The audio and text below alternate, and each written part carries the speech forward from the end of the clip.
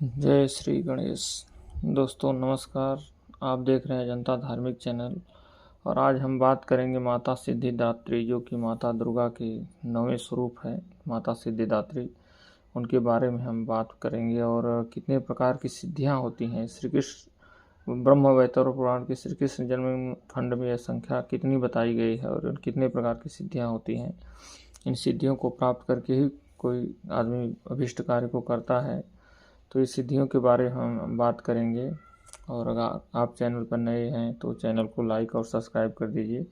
चलिए हम बात शुरू करते हैं।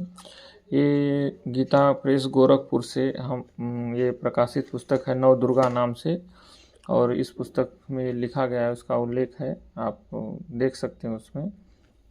इसमें उल्लेख किया गया है माता सिद्धिदात्री के बारे में, जो माता दुर्गा का 9वां स्वरूप है, उनके बारे में किया गया है।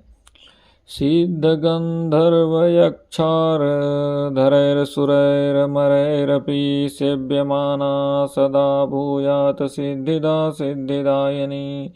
माँ दुर्गा जी की 9वीं शक्ति का नाम सिद्धिदात्री है। ये सभी प्रकार की उस सिद्धियों को देने वाली हैं। मार्कंडेय पुराण के अनुसार, मार्कंडेय पुराण में जो उल्लेख मिलता है उसके अनुसार अणिमा, महिमा, गरिमा, लघिमा, प्राप्ति, प्राकाम्य, ईशित्व और वसित्व, ये 8 सिद्धियां होती हैं।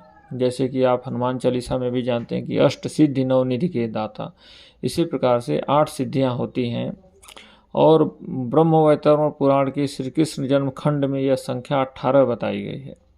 उनके नाम इस प्रकार हैं, ध्यान दीजिएगा। अणिमा, लघिमा, प्राप्ति, प्राकाम्य, महिमा, ईशित्व, वसित्व। ईशित्व और वसित्व एक ही सिद्धि है दोनों। और सर्व कामावसायिता, सर्वज्ञत्व, दूर श्रवण, पर काया प्रवेशन, वाक सिद्धि, कल्प वृक्षत्व, सृष्टि संहार करण सामर्थ्य, अमरत्व, सर्वन्यायकत्व, भावना और सिद्धि। इस प्रकार ये 8 सिद्धियां हैं। श्री कृष्ण जन्मखंड में इनकी संख्या बताई गई है। माता सिद्धिदात्री, जो माता दुर्गा का 9वां स्वरूप है, ये भक्तों और साधकों को ये सभी प्रकार की सिद्धियां प्रदान करने में समर्थ हैं। क्योंकि माता दुर्गा का जो 9वां स्वरूप है वही सभी सिद्धियों को प्रदान करने में समर्थ है, ये स्वरूप देवी का। और देवी पुराण में भी आपको ये मिलेगा कि देवी पुराण के अनुसार भी बता रहे हैं, भगवान शिव ने इनकी कृपा से ही इन सिद्धियों को प्राप्त किया था। इनकी अनुकंपा से ही भगवान शिव का आधा शरीर देवी का हुआ था। जो अर्धनारीश्वर स्वरूप भगवान शंकर का है वो इन्हीं माता दुर्गा की कृपा है, सिद्धिदात्री माता की। इसी कारण से भगवान शंकर का वह स्वरूप अर्धनारीश्वर स्वरूप इसी कारण हुआ है। इसी कारण वह लोक में अर्धनारीश्वर नाम से प्रसिद्ध हुए। माता सिद्धिदात्री 4 भुजाओं वाली हैं। इनका वाहन सिंह है। ये कमल पुष्प पर भी आसीन होती हैं। माता सिद्धिदात्री 4 भुजाओं वाली, इनका वाहन सिंह भी है, लेकिन ये कमल के आसन पर भी विराजमान होती हैं। इनकी दाहिनी तरफ के नीचे वाले हाथ में चक्र, ऊपर वाले हाथ में गदा तथा बाईं तरफ के नीचे वाले हाथ में शंख और ऊपर वाले हाथ में कमल पुष्प है। नवरात्र पूजन के 9वें दिन इनकी उपासना की जाती है। इस दिन शास्त्रीय विधि विधान और पूर्ण निष्ठा के साथ साधना करने वाले साधक को सभी सिद्धियों की प्राप्ति हो जाती है। मनुष्य सच्चे हृदय से अगर माता सिद्धिदात्री का ध्यान स्मरण पूजन करे तो उसे सभी सिद्धियां प्राप्त हो सकती हैं। सृष्टि में कुछ भी उसके लिए अगम्य नहीं रह जाता। ब्रह्मांड पर पूर्ण विजय प्राप्त करने की सामर्थ्य उसमें आ जाती है।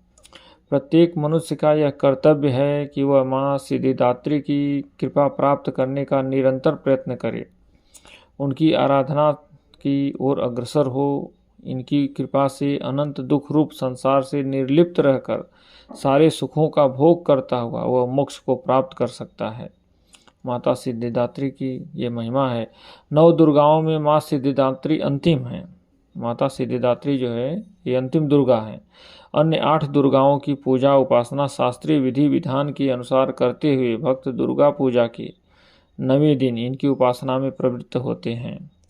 इन सिद्धिदात्री माँ की उपासना पूर्ण कर लेने के बाद, जब कोई मनुष्य इनकी उपासना पूर्ण कर लेता है तो भक्त को और साधक को, उसके साधकों की जो लौकिक पारलौकिक सभी प्रकार की जो मनोकामनाएं होती हैं वो पूरी हो जाती हैं। लेकिन सिद्धिदात्री माँ की कृपा पात्र भक्त के भीतर जिसको माता सिद्धिदात्री की कृपा प्राप्त हो, ऐसे भक्त के कोई भी कामना शेष नहीं बचती है जिसे वह पूर्ण करना चाहता हो। वह सभी सांसारिक इच्छाओं, आवश्यकताओं और स्पृहाओं से ऊपर उठकर मानसिक रूप से माँ भगवती के दिव्य लोकों में विचरण करता हुआ, उनके कृपा रस पीयूष का निरंतर पान करता हुआ विषय भोग शून्य हो जाता है। माँ भगवती का परम सानिध्य ही उसका सर्वस्व हो जाता है। इस परम पद को पाने के बाद उसे अन्य किसी भी वस्तु की आवश्यकता नहीं रह जाती है, ये भी है। और माँ के चरणों का यह सानिध्य प्राप्त करने के लिए हमें निरंतर नियमनिष्ठ रहकर उनकी उपासना करनी चाहिए। माँ भगवती का स्मरण, आदिशक्ति का स्मरण, ध्यान, पूजन हमें इस संसार की अराजकता का बोध कराते हुए वास्तविक परम शांतिदायक अमृत पथ की ओर ले जाने वाला है। इस प्रकार माता सिद्धिदात्री के स्वरूप का हमने ये वर्णन किया। ये पुस्तक में प्रकाशित है गीता प्रेस गोरखपुर से। इसको आप देख सकते हैं और आगे आप कमेंट में हमको बताइए कि 3 ऐसे स्थान है भारत में जहाँ पर जाने के बाद इंसान की कोई भी एक अभिष्ट मनोकामना पूर्ण हो जाती है 1 साल में। वैसे स्थान के बारे में अगर जानना रहा तो हमें कमेंट करके बताइए, हम उसके बारे में बताएंगे। नमस्कार।